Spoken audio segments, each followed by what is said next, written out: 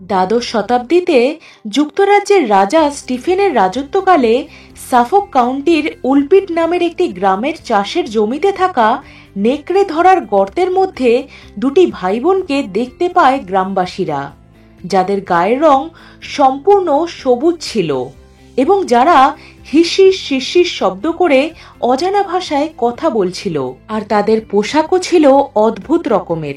এদের মধ্যে একজন মেয়ে ছিল এবং তার থেকে 2 বছরের ছোট একটি ছেলে ছিল, যেটি মেয়েটির ভাই ছিল।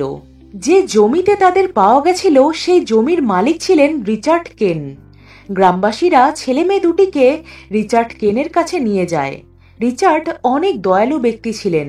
তিনি এই অদ্ভুত ছেলে মেয়ে দুটিকে অনেক রকম খাবারও খেতে দেন, কিন্তু তারা কিছুই খায় না।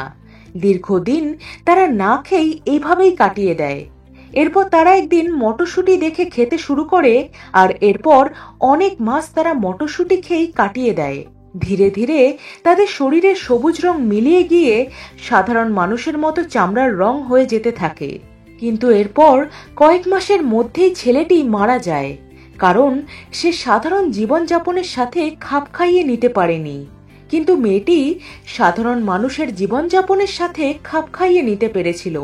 সে ইংরেজি বলতে শিখেছিল, সাধারণ খাবারও খেতে শিখেছিল।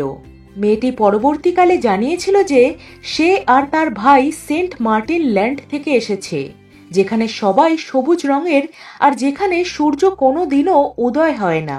সে আরও বলেছিল যে সে আর তার ভাই একটি গুহার সামনে ভেড়া চড়াচ্ছিল। হঠাৎ গুহার ভেতর থেকে ঘণ্টা বাজার শব্দ পেয়ে তারা 2 ভাই বোন গুহার ভেতরে প্রবেশ করে, আর তারপর হঠাৎ সব অন্ধকার হয়ে যায়। আর এরপর তারা তীব্র এক আলোর মধ্যে নিজেদেরকে নেকড়ে ধরার গর্তের মধ্যে আবিষ্কার করে। বলা হয় যে মেয়েটি পরবর্তীকালে মাদকাসক্ত হয়ে গেছিল এবং সে সর্বোচ্চ রাষ্ট্রদূত হেনরি দ্বিতীয়কে বিয়েও করেছিল এবং তাদের একটি পুত্র সন্তানও ছিল, যার নাম ছিল ফেরারস। এই গ্রিন চাইল্ড অফ উলপিটের কাহিনীটি মিথ নাকি সত্যি সেই নিয়ে অনেক মতভেদ আছে। কিছু পণ্ডিত বলেন যে শিশুগুলি হয়তো ফ্লেমিশ অধিবাসী বা উদ্বাস্তু হতে পারে।